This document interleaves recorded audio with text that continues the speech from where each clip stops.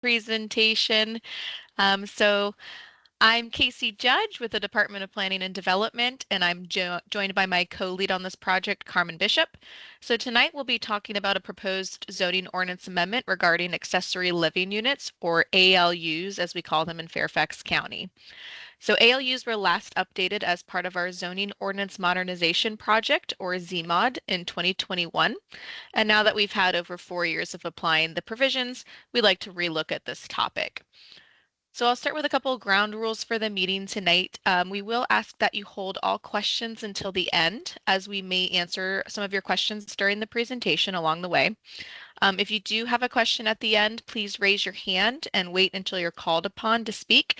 And then once we call upon you, you can unmute yourself and then mute yourself when you're done asking the question. You're also welcome to enter a question into the chat, and we'll go back and forth between hands and questions that are in the chat. All right, so starting with what is an accessory living unit. So in our zoning ordinance, it's defined as a secondary dwelling unit that's in conjunction with and clearly subordinate to a single family detached dwelling unit. So it is currently limited to a detached dwelling only. So an attached dwelling like a townhouse is not eligible for an ALU permit. An ALU does contain the areas for eating, sleeping, living, and sanitation, and it's occupied by somebody as their residence. So we do see a variety of occupants of ALUs ranging from in-laws to au pairs to renters. The zoning ordinance does currently include standards for ALU, including requiring an administrative permit, or AP, for interior ALUs that meet set standards. A special permit, or SP, may allow a detached ALU on a lot, but that lot does have to contain at least 2 acres for that minimum lot size. There's an SP option available too to modify certain specified standards for interior ALUs. All ALUs are limited to 2 people and 2 bedrooms with a maximum size of 800 square feet, or 40% of the size of the principal dwelling, whichever is less for interior ALUs. And that size can be modified by that SP process that I mentioned. And then our detached ALUs, they do have a maximum size of 1,200 square feet, and that cannot be modified. There are other standards related to owner occupancy, external entrances and curb cuts, and the provision of an additional off-street parking space beyond what is already required for the dwelling itself. Both the AP and the SP permits must be renewed by the applicant after the first 2 years. And then looks like somebody took control of the presentation. Let me try and take that back. All right, hopefully everyone can see it. So based on the record of compliance with the standards, we can then renew those permits for succeeding 5-year periods. So Fairfax does not currently have very many ALUs. Since 2021, we have only had 158 ALUs approved. So as part of our research on this topic, we have been looking at the regulations for some other jurisdictions. And as you can see by the chart on this slide, the trend is to allow both interior and detached ALUs with an administrative or a by right type of approval. And most of these other jurisdictions do not have a minimum lot size for their detached ALUs. Now, as you saw on the previous slide, Fairfax does not have very many detached ALUs, and this is going to at least in part be due to the minimum lot size that we have and the special permit requirement. So we do seem to be the outlier in regard to those regulations as compared to the other jurisdictions that you see here on this slide. Other jurisdictions are also allowing more than 2 persons to occupy an ALU. Typically, we're seeing 3 to 4, or Montgomery County, Maryland takes the approach of limiting it to 2 persons, but then only counting those who are 18 years of age or older. Other jurisdictions are also not requiring renewal of an ALU permit, and some are allowing ALUs in duplex and townhouse units. Now, we've also been looking at the regulations for jurisdictions in other parts of the country because it is a nationwide topic, and we're seeing similar trends in regulations as we see in our neighbors here. So now in terms of some concepts that we'd like to discuss and get feedback from you all on tonight, some concepts under consideration. So with this amendment, we do have a few overarching goals that we'd like to achieve. We do want to align this amendment with the Housing Initiatives Board matter that was issued on September 9th of last year, as we see ALUs as a valuable tool in the Affordable Housing Toolkit. ALUs can serve to increase housing supply, as well as to provide alternative living options for older adults, young professionals, and caretakers throughout the community. ALUs also can support homeowners in affording their mortgages and other costs through the provision of supplemental rental income too. Nationwide, we are currently seeing an increase in aging households as well as an increase in one and two person households. So we may also see ALUs become even more desirable as an arrangement for living as this trend continues.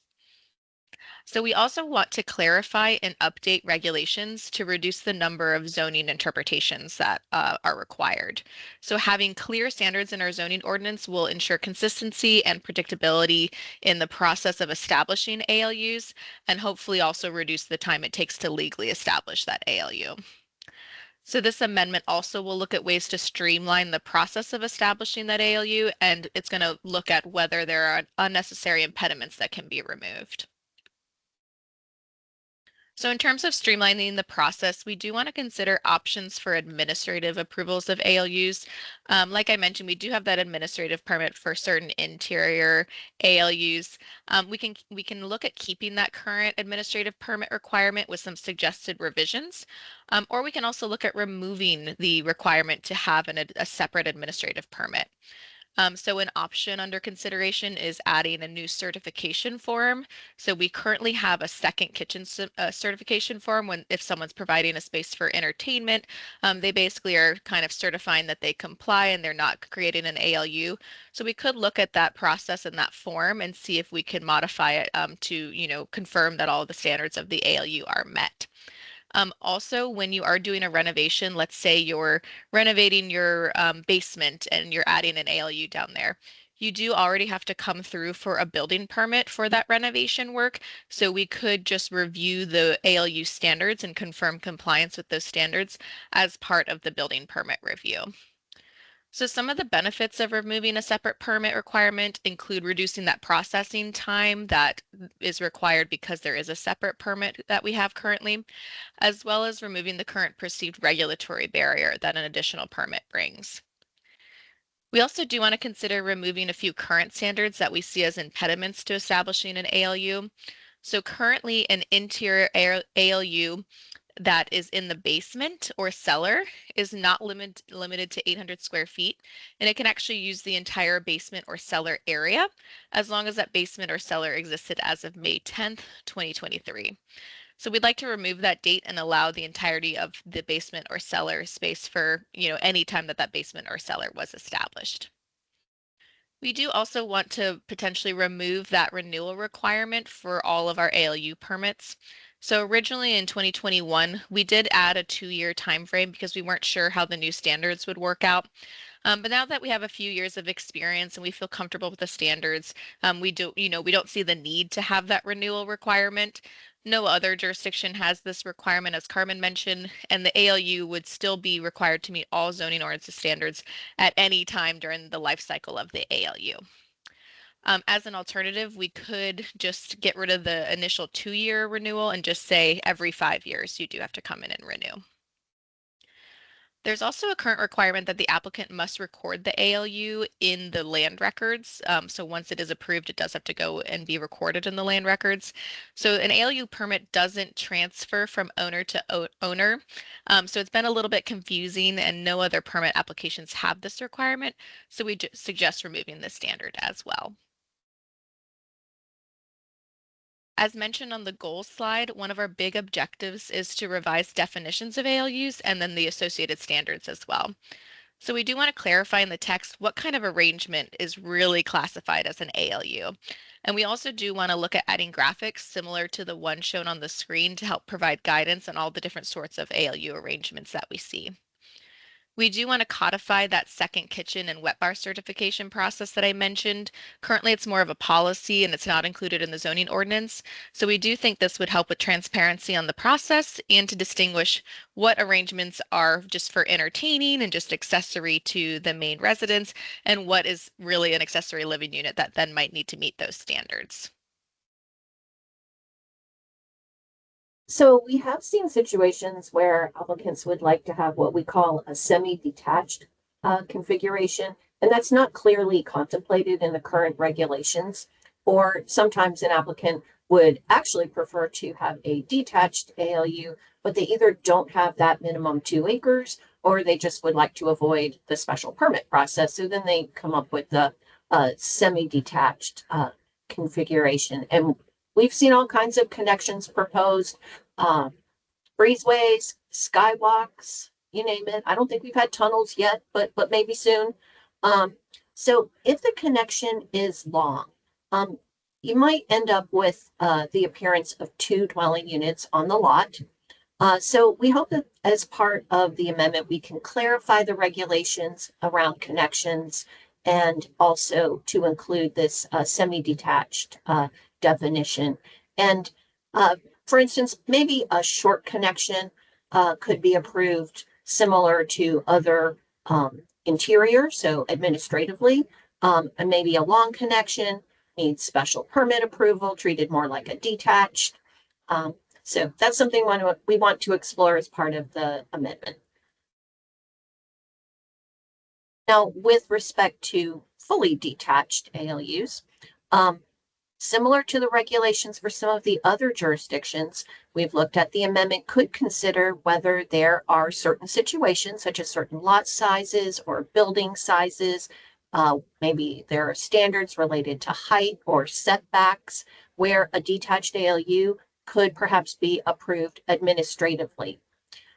There have also been some difficulties with that 1,200 square foot maximum size, which, as Casey mentioned, it's not possible to modify that currently.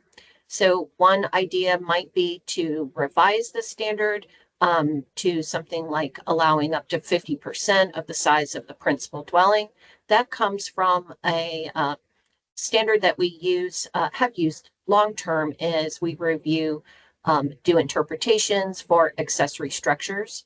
Or maybe we keep the 1,200 square foot maximum, but then allow the BZA to modify it. Now, the amendment could also include consideration of reducing the minimum lot size for a detached ALU down from that current 2 acres.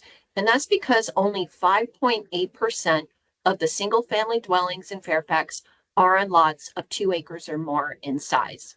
So smaller lot sizes that could perhaps be considered include the R1 district that requires a minimum lot size of 36,000 square feet. The R2 district requires 15,000 square feet minimum, and the R3 requires at least 10,500 square feet. And of course, in addition to that lot size, the zoning ordinance has setbacks and limits on rear setback coverage and other standards, of course, that would continue to apply. And in the images on this slide, you are seeing just sample lots in the county. And then we created a sample ALU that we placed on each of those to give you a feel for scale.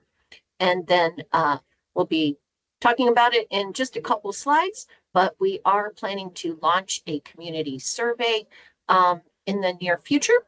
And so as part of that survey, you're going to see these images and you'll be able to weigh in on whether you think that a detached ALU should be allowed on these different lot sizes. So, and lastly, there are some additional considerations that come from our jurisdictional research and other sources, including, I'll note, some of the previous and current General Assembly bills about accessory dwellings. And these include whether to allow an ALU with a townhouse or what we call a single family attached dwelling, Also to review the occupancy for an ALU, which, as we said, is currently limited in Fairfax to occupancy by 2 persons. There are various alternatives that could be considered here. As mentioned previously, in some cases, other jurisdictions are allowing 3 to 4 persons in an ALU. Sometimes it's based on building code, or as I mentioned with the Montgomery approach, where they only count persons who are 18 years of older, or maybe it could partly be based on relationship, as we have with some of the other general occupancy standards. So there's some different options there that could be considered. Another consideration could be whether to remove the owner occupancy requirement. And that would allow for both the principal dwelling and the ALU to be rented. And there might be some different scenarios where this could be desired. For instance, you might have some military families, as we do have a lot of in Fairfax, and maybe they have created an ALU in their dwelling, and then they're going to be relocated. So they want to rent out their house while they're gone because maybe they're going to come back. And so they've got it all set up and it could be rented that way. Or maybe you've got the military family, on the other hand, that's coming to our area for just a period of time. And sometimes they might have maybe an older family member that's living with them who would desire that more independent space. So there's a lot of different scenarios where that might be desired. We do want to balance that to not incentivize corporate ownership of dwellings. And then finally, consideration could be given to removing or revising the requirement for an additional parking space for an ALU. So as far as our project timeline, we did present a very similar presentation to the board and the Planning Commission Land Use Committees back in December. And now we kind of are considering this our kickoff with the community meetings, intentionally high level concepts because we want to hear back from you. We'll be launching that survey, and then we will be having additional meetings based on feedback and to get additional feedback. We hope to have draft text developed and ready to present to the board and Planning Commission land use committees in the summer. And then eventually we do hope to be able to bring it forward for authorization and public hearings by the end of the year. So like Carmen mentioned, we do have that survey that we'd love for you all to take, and it'll be released tomorrow, Thursday. So if you haven't already, we encourage you to sign up for our zoning ordinance amendment listserv. I'll put a link in the chat where you can sign up for that. And then you're also welcome to follow our Facebook page. It's Fairfax County Land Use Planning and Zoning. So the survey will be available all throughout there, and social media, websites, etc. So we'll have it open for the rest of this month and throughout the end of February. So Carmen also added the website into the chat, but it's on the screen here too. And please feel free to reach out to me and Carmen with any questions or comments that you may have. Our email addresses are on the screen here. So now we'll have some time for questions and comments. Like I said in the beginning, please raise your hand and wait until you're called upon, and you can unmute yourself once we call upon you to ask your question. You're also welcome to put your question in the chat. We'll go back and forth between the two. All right, so any hands? I don't see anything just yet, but feel free to raise your hand or put something in the chat.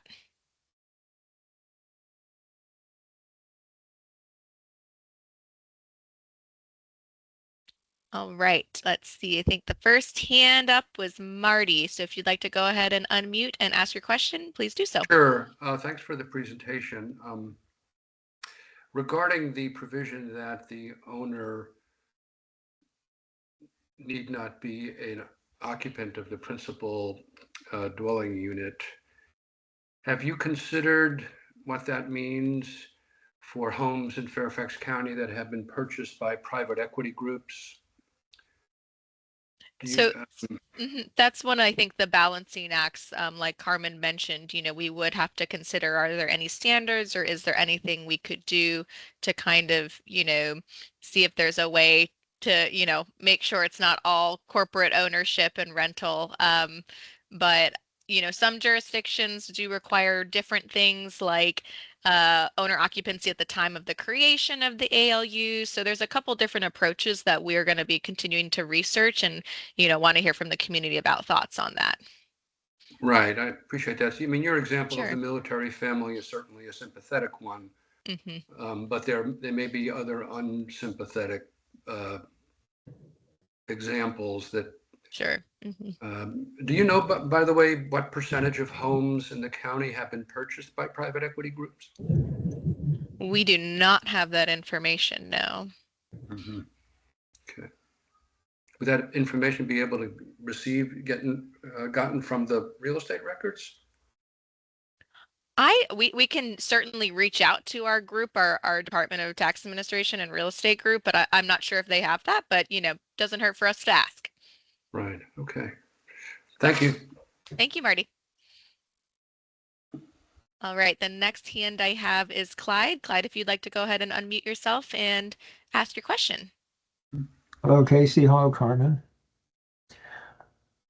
The concern about hacking more into ALUs on my part, and I think in the minds of many, is the likelihood that it will be exploited by developers or private equity groups, however you would say it.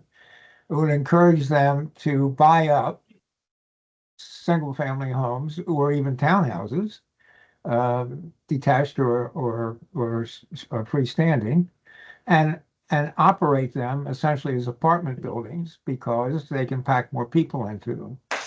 So by rolling back the regulations, as you've outlined the possibilities, it gives me a concern, I think it will give many a concern, that that's what we would be looking at in our residential communities. The other side of it is, well, this is an effort to provide affordable housing.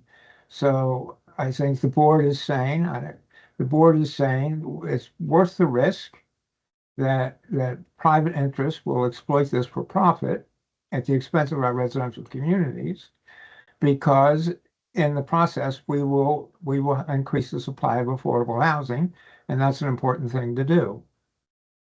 So with so many local jurisdictions active now with ALU development, I think that the board should do an analysis to determine from that history, or maybe history in other towns, other cities, analysis to understand the extent to which ALUs have increased the supply of affordable housing.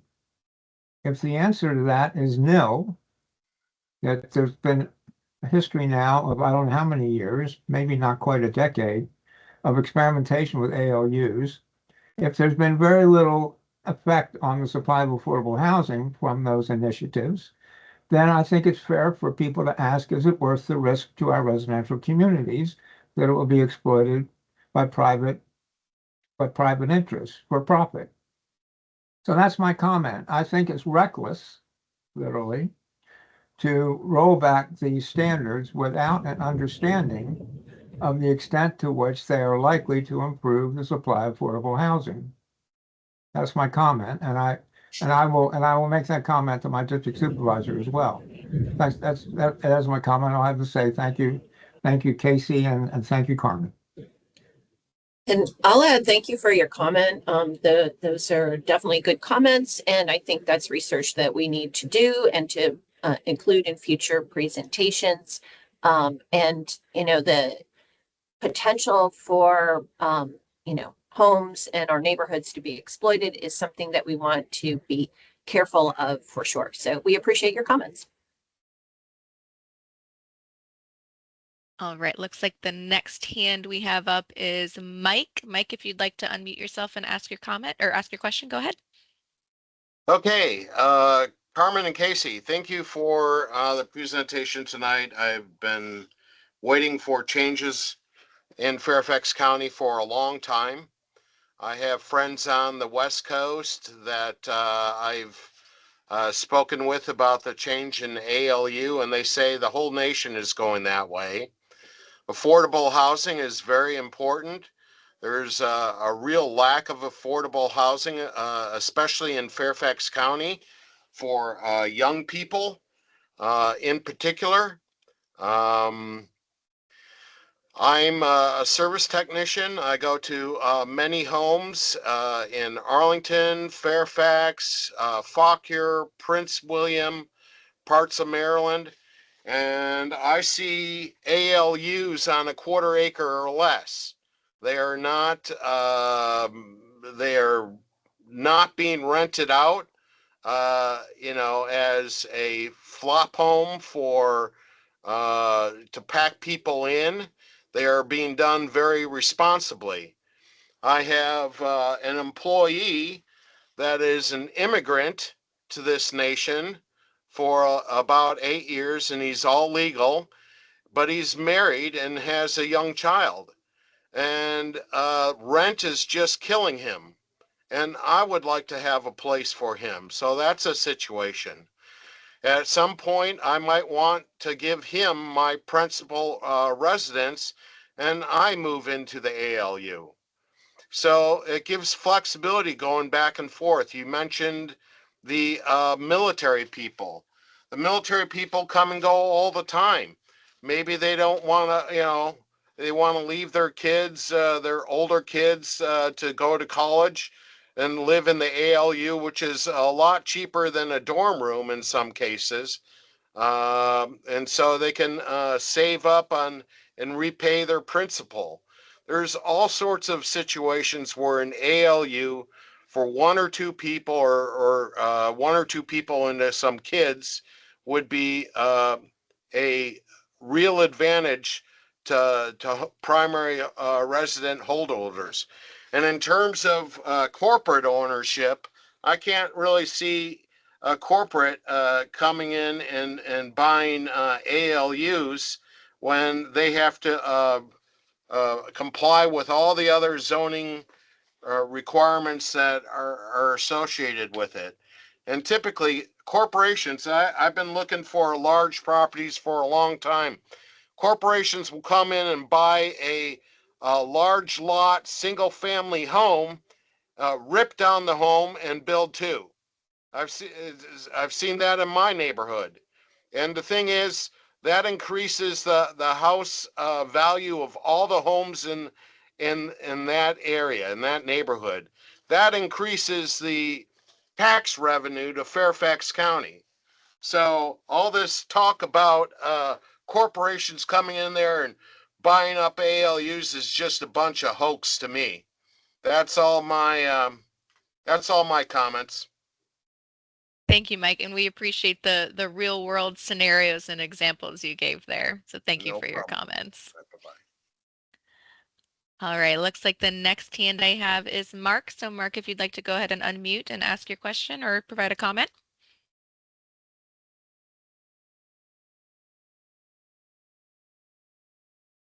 We're unable to hear you if you are talking, Mark. So if you want to try one more time to unmute.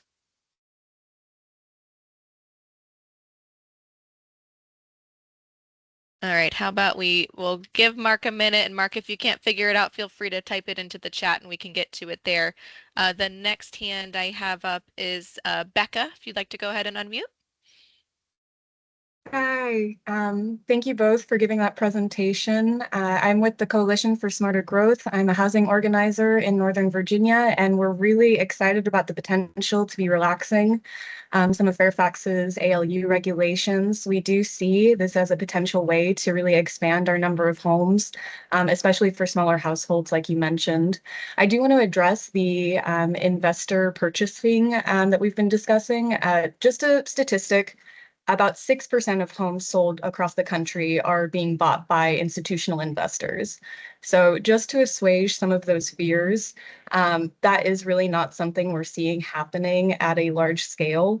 And personally, I have a friend who just got a job at George Mason. She's going to come and be a librarian. And as she was looking for housing options, she jokingly said to me, oh, well, maybe there's a backyard cottage somewhere I can find. And I said, and I had to tell her, Caroline, I don't know that that's going to be very common in Fairfax. So yes, this is something we're really excited about. We especially would love to see some of the regulations relaxed in proximity to transit, especially the parking requirements and the minimum lot size for detached units is definitely something we would like to see lessened. This has been done, of course, as you mentioned, and as you showed in the graph and the table in other jurisdictions in Northern Virginia to great effect.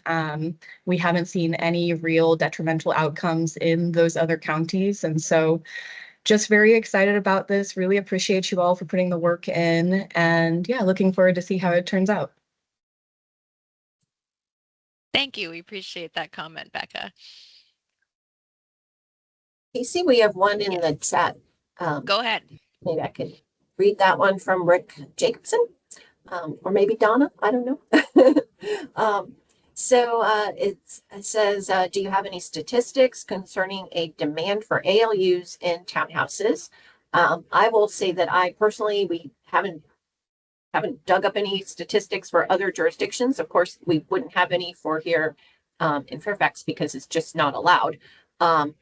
If the county does allow internal ALUs in townhouses, but the HOA has regulations against ALUs, does the county take this into consideration prior to issuing a permit? So in general, the county does not take private and HOA regulations into effect. So the county is in the business of enforcing county regulations, but HOA regulations would continue to apply. And that would be something that the homeowner would need to take care of on their end. Thanks, Carmen. All right. I think, Mark, I see that you're unmuted. So if you'd like to try your question, we hopefully will be able to hear you this time. Can you hear me? Yes, we can. Go ahead. Okay. So the survey you're about to send out, has it been reviewed by any external organizations or just by yourselves? So no, this is an internal survey, and we do have a community engagement specialist that's within our department that helped us to create it. So you have one person internal. So how do you know it's balanced and not biased? You know, it's just going to be an opportunity, and there's going to be lots of like blank boxes for you to fill in your comments. So it's just one way for us to help people learn more about what we're doing. So to get the word out, you know, so everybody knows that this process is happening and be transparent about that. And then a place for people to give us your thoughts. It's not really intended to be a statistically significant kind of survey. It's just, you know, one way for community members to weigh in. But as employees of the county, you're supposed to be approaching your jobs with balance and a sense of fairness. And Absolutely. that means that, and so you need to have external review as something that is important as a survey before you send it out. You guys are very enthusiastic about this. You're acting like cheerleaders in your discussions. And so how do we know you're weighing all the ups and downs in this when there's no external review? You're just going to send out the survey and you can have a tilt one way or the other, and you may be leaving information, background information out for taxpayers and residents to understand. So as Carmen mentioned, this is just one of the many data points that we'll be collecting along the way of our outreach. We do have a long process ahead of us. If you saw the slide on the project timeline, you know, we have a lot of outreach throughout the process, and ultimately all of the information will be provided to the Board of Supervisors to make their decision at a public hearing, and there will be availability for public testimony and comment at that hearing. So people can come and speak and provide their unfiltered comments during that time at the public hearings. One last question. So given the board's comments to your earlier presentation to them, where they indicated that townhouses is a non-starter, why are you continuing to talk about it? So there were differing views on townhouses. I know a lot of board members expressed some caution about the townhouse, but as you've seen on the way that we are pitching these, we wanted to hear from the community. Nothing is a done deal, and we wanted to present all of the options, and we thought it was only fair to present what everyone is doing jurisdiction-wise and across the country. So that's something that may not be chosen and may not be recommended by staff in the end, but we're at our kickoff meeting wanting to get outreach and information on all sides. So Thank you, Mark. I think we've got a couple other hands that we'll move on to for the sake of time. Let's see, Barry, it looks like you are next if you'd like to unmute and go ahead and ask your question. Okay, thank you. And actually, there are two questions, hopefully simple. One is, as a homeowner, if I wanted to sublet a room, whether it's to family or for strangers, does current law regulation preclude that? One question. And the second question is, how do ALUs apply to, for example, our HOA has a home that is rented out temporarily. I forget the right term for it, but it's but it is rented out. I know there's some legislation pertaining to it, but how does an ALU, if you know what I'm speaking about, how does the ALU relate to that? Sure. Thank you for those questions. Those are both excellent questions. So to the first one, the zoning ordinance has occupancy requirements that apply to all dwelling unit types. And so if your dwelling is occupied by persons who are related by blood or marriage and however many children they have and so forth, they're also allowed to have 2 roomers or boarders. And that's by right. Every dwelling can have that. But what that is meaning is that they're supposed to be part of the functioning as a single household. So they don't get their own kitchen. So the ALU is, okay, you can have a little bit more independent space with your own kitchen and so forth. But it's the same 2 people, because if you have an ALU, you don't get the 2 roomers or boarders if your dwelling is occupied by that person's related by blood or marriage. There's a variety of house occupancy provisions. So that's just one of them. And then as far as, I think your second part, you might be referring to what we call short-term lodging, like an Airbnb. Is that what you're talking about? So yes.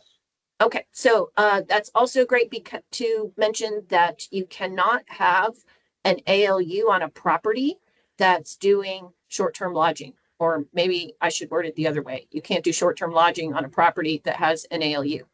So there's no double dipping. Those don't mix and match. Okay, so from an Airbnb, for an ALU, the primary owner, well, certainly the primary owner would typically be there, but then per the question that was raised, if companies buy houses in order to have multiple rentals, yeah, the county has regulations for short-term lodging, and you need a permit for that as well. It's very, very specific what's allowed in Fairfax. And one of those, as I said, it can't be a property that also has an accessory living unit. Gotcha. Okay, super. Thank you. And then I think our next hand is William, if you'd like to go ahead and unmute yourself.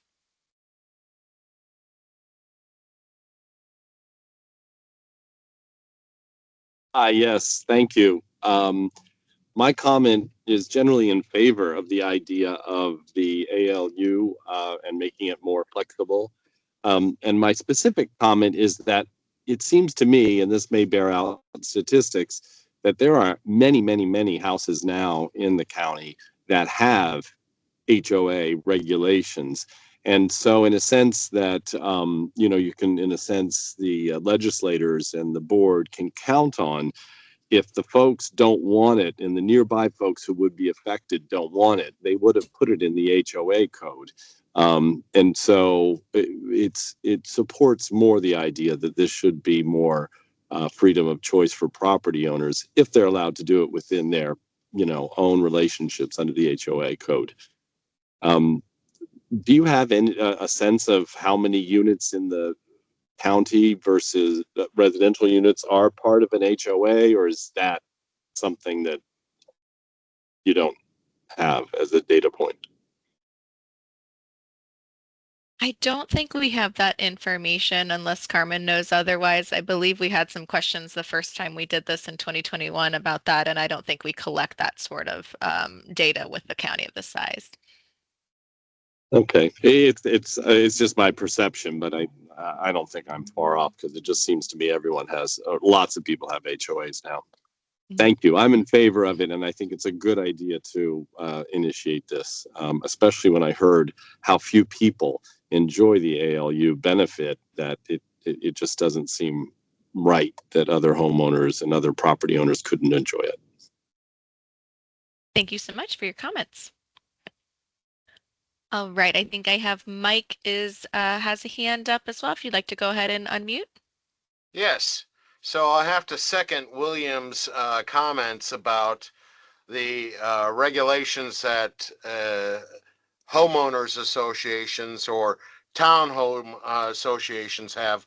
That's another layer that impedes the construction of an ALU. So, you know, the county can do that, but the homeowners associations or the townhouse associations are all going to have a say in that matter. Because when somebody buys a townhouse or a home, they all have to sign off on the association rules. So the county can do this, but the homeowners association are ultimately going to be the people that can stop or approve it. That's all I have to say. Thank you very much. Thank you, Mike. All right, I think I have MD next. If you'd like to unmute and mention or say your comment or question. A couple of questions. Regarding the more liberal regulations in, like, say, Arlington County, do we have numbers about how prevalent ALUs are in that county?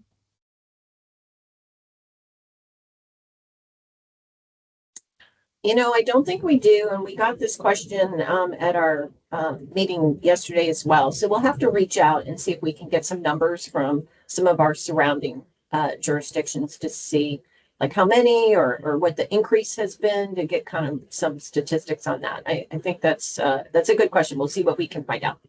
Yeah, I think that would be important to know whether we go down this road or not, if there's a demand. I think Clyde had mentioned about demand. My other question has to do with real estate tax. So if a person uses the entire basement as a living unit, does the real estate tax need to be changed? Because usually it's on above grade finished living space. I don't recall that information off the top of my head. Carmen, I don't know if you recall what we had some advice from some of the real estate folks. Go ahead. Yeah, and don't, I know I'm being recorded, but I'm going to say don't quote me on this. But I believe that, you know, taxes can take into account, like if you look in your tax record for your home, it also has a tab where it lists what's in your basement, and your taxes can be based on the improvements that you have there. So if you add a bedroom, that can be captured. You know, if you add more square footage and so forth, whether you use it for an ALU or not, that can affect, you know, taxes down the road, I think. But we can find out more about the tax implications. We've done that in the past. I think we just are a little forgetting, but we'll follow up on that. You know, and how that might be attached to a permit might be important to track. All right, thank you very much for those questions. Let's see, next I have Larry. Hi. First of all, I'd like to say thank you very much for holding this session. I just want to make a comment about the homeowner association discussion, and that is that having looked at the rules for the homeowner association things, and I haven't looked at this question recently, but the ability of a homeowner association to enforce different things is pretty limited in terms of amounts, and so I guess the limitations on the ability to enforce basically may mean they would need to go to court if they don't like it. So you may want to consider some way so that if there are existing HOA rules that you don't want to create a conflict, because that community as a whole has made a choice to operate that way. So that's just a comment for you to consider. Thank you. Thank you very much.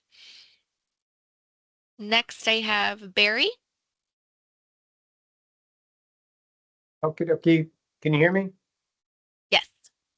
Okay, so actually, my question relates to the previous question, and again, it's a two-part.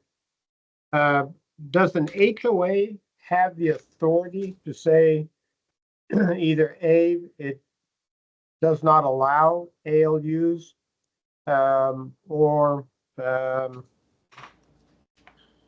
specify boundaries, for ALUs? That's one question.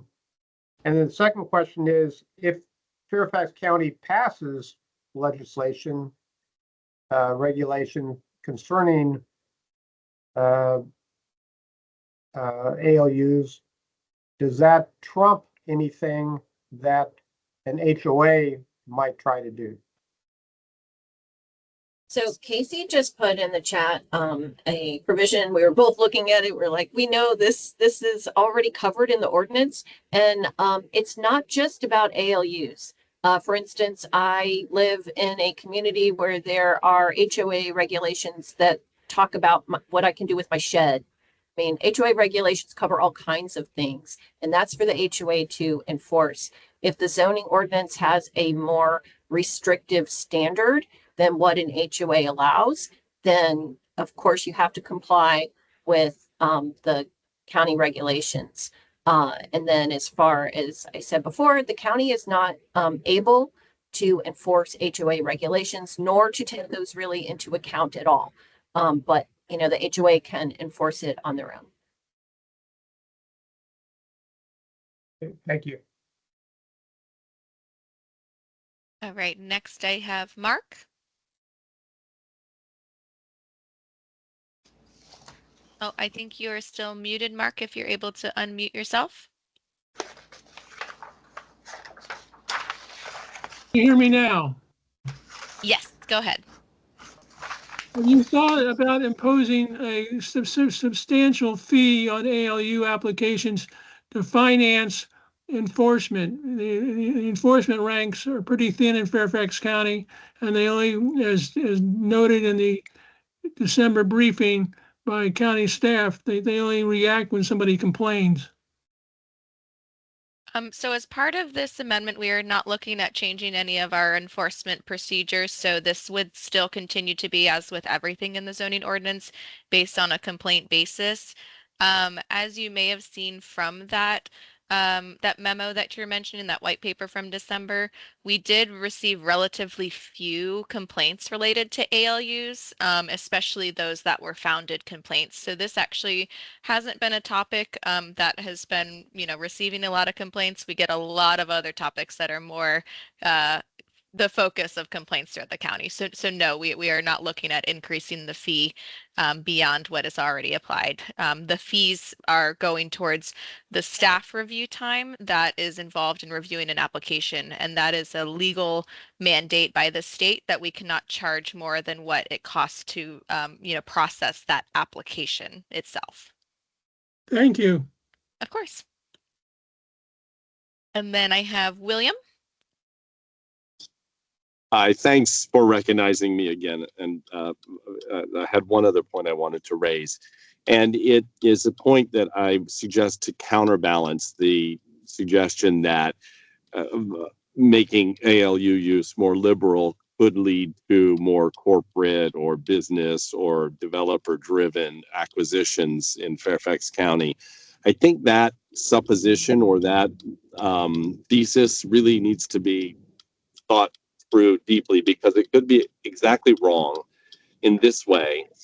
In my experience, people who use and have ALUs put them in and start them or establish them or acquire them or whatever because they can't afford to stay in their house if they don't. And if you don't permit this kind of thing, on the margin, you may find people who, but for the fact that they could have put in an ALU, but they can't, don't quite have enough to cover the mortgage and the taxes or whatever it is, and decide to move out.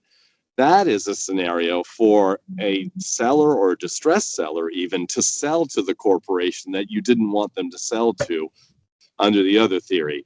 So I put that out there as it should not be presumed. I don't think that expanding ALUs is inviting in corporate non-community type acquirers. That's all. Thank you. We appreciate that viewpoint and that comment as well. Thank you. All right, I think Michael, you are up next.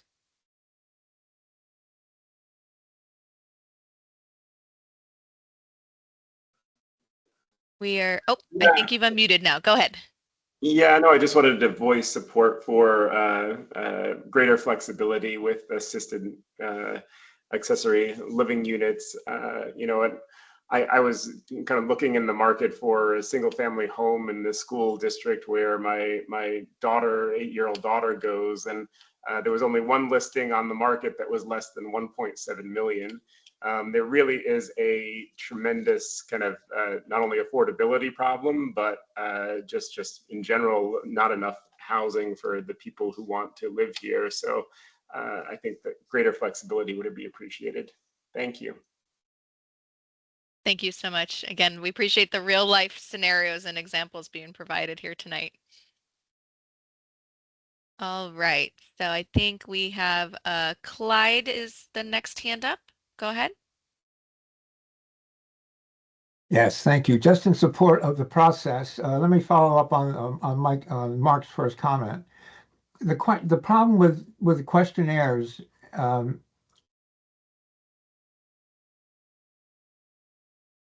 it's not just, yes. So just as an example, and this is, my experience with this is from a previous questionnaire that raised some concerns among residents. I forget what the issue was, but so here's a hypothetical question. Do you believe that ALUs in R3 districts should be limited to 800 square feet, 1,000 square feet, or 1,200 square feet? Now, the problem with that question is there's no place for an answer that says, I don't think they should allow ALUs in R3 districts. You see, however you answer that, you are, in a sense, agreeing that ALU should be allowed in R3 districts as long as they're limited to 800 square feet. And so questions like that are seen to be biased in favor of allowing ALUs in R3 districts. So it's important when you look at your questionnaire, make sure you don't have questions like that. If you want to ask the question, there should also be an option to say, I don't think they should be allowed in R3 districts. If you understand my example, that's the point that Mark was trying to make. Thank you. Clyde, absolutely. And we have tried to include plenty of options for people to say yes, no, anything, maybe, and also to fill in the blank and provide additional comments. It's just, like I said, we're not aiming to do a statistically significant survey. We just want to help get the word out and provide people just one more avenue to let us know what they think. Very good. Thank you. Thank you. Okay, and then I have Mark. I think that's the last hand we have up so far. So if anybody else has any questions after Mark, feel free to raise those hands in the next couple of minutes. So people who are applying for, or not applying for ALUs, but people who are building ALUs and renting them out, is there a requirement that they do a criminal background check on their applicants? So any sort of rental agreement would be a private rental agreement between the owner and the occupants of the ALU. So that's not something that the county gets involved in, not only for ALUs, but any sort of rentals throughout the county, which are allowed today. Thank you. Thank you. All right, so I'm not seeing any other hands or any other questions in the chat, but Like Carmen and I mentioned, we do have that website. We have listservs, our surveys coming out tomorrow. You have my and Carmen's contact information. We will be posting this recording and the slides probably either end of this week, early next, depending on how quickly we can get things turned around. So we do really appreciate the time you guys took to spend with us tonight, all of the thoughtful questions and comments, and we hope that you stay engaged and help us with this amendment along the way. We appreciate your time. Thank you so much. Thank you. Thank you. Well done.